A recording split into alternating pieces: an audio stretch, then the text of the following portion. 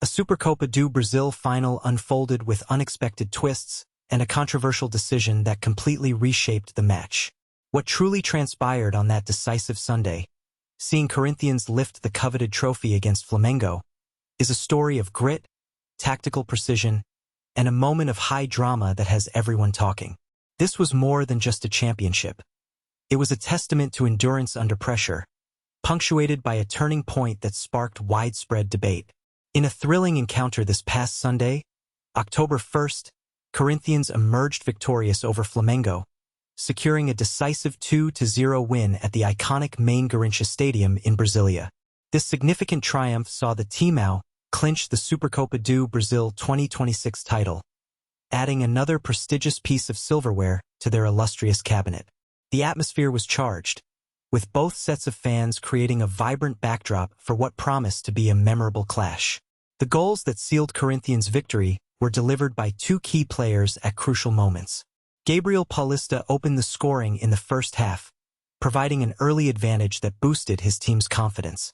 The decisive second goal came deep into second-half stoppage time, courtesy of Yuri Alberto, effectively killing off any hopes of a Flamengo comeback and ensuring the trophy would head to São Paulo. The first half of the Supercopa do Brasil presented distinct phases of play, showcasing the tactical battle between the two giants. Corinthians started brightly, generating an early scare for Flamengo less than a minute into the game. A dangerous cross from Yuri Alberto found Memphis Depay, who narrowly missed converting the chance, signaling Corinthians' attacking intent from the outset. However, Flamengo quickly responded, threatening Corinthians' goal with dangerous shots from Eric Pulgar, Pedro, and Jorge Carrascal, asserting their presence in the final third. Midway through the first period, as Flamengo began to dictate play and control more of the ball's possession, Corinthians found their breakthrough from a set piece, a moment that underscored the importance of capitalizing on every opportunity. In the 25th minute, following a corner kick, Matthewsinho skillfully collected the rebound and delivered a precise cross into the penalty area.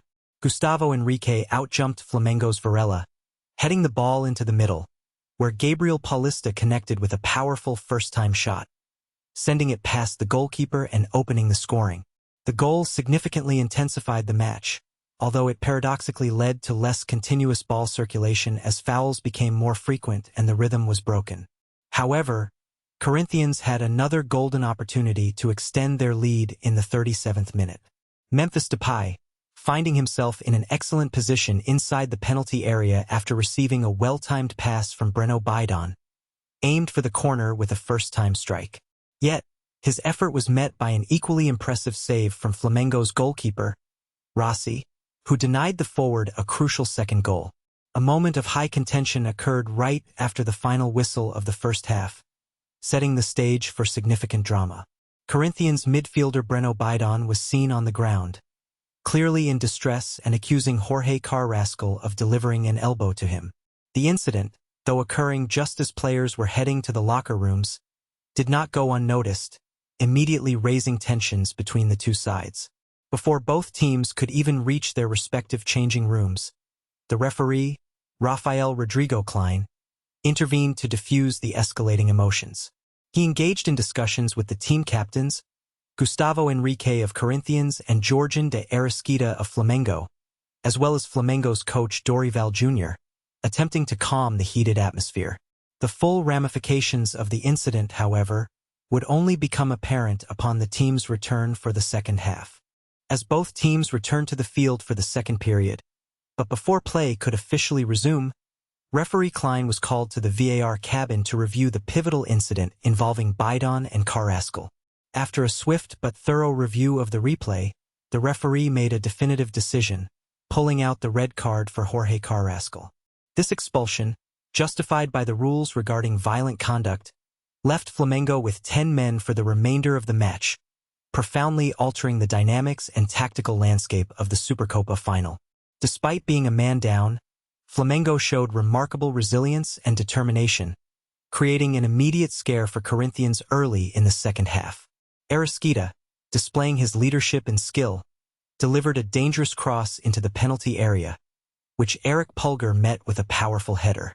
To the dismay of Flamengo fans, The ball agonizingly rattled off the crossbar, narrowly missing what would have been a crucial equalizer and demonstrating the Rubro-Negros' fighting spirit, even with a numerical disadvantage. In the 12th minute of the second half, Flamengo made a tactical substitution, bringing on Lucas Paqueta in place of Pedro, in an effort to inject fresh energy and creativity into their attack. Shortly after, the tension escalated further when Memphis Depay found the back of the net for Corinthians, briefly causing concern for the Flamengo dugout. However, the goal was quickly disallowed by the referee for a millimetric offside infringement by Yuri Alberto in the build-up, keeping Flamengo's hopes alive. The match subsequently became increasingly foul-laden, with both teams battling intensely for control, leading to frequent stoppages until the 28th minute, when the referee called for a hydration break.